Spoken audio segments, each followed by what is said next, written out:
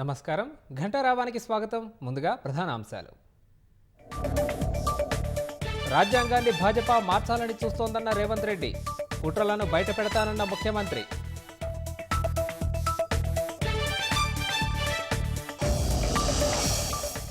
Morphing కేసులో ఢిల్లీ పోలీసుల నోటీసులకు CM సమాధానం. 4 వారాల గడువు ఇవ్వాలంటూ లీగల్ టీంతో అప్పీల్.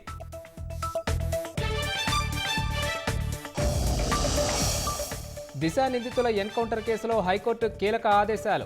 పోలీసులు షాద్నగర్ తహసీల్దార్పై చర్యలు వద్దంటూ వ్యాఖ్య.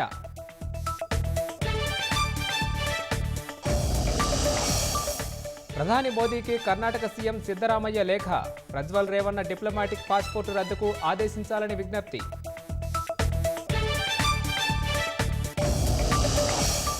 సల్మాన్ ఖాన్ ఇంటి వద్ద కాల్పుల కేసులో నిందితుడు బలవన్మరణం. పోలీస్ కస్టడీలో ఉరేసుకుని ఆత్మహత్య.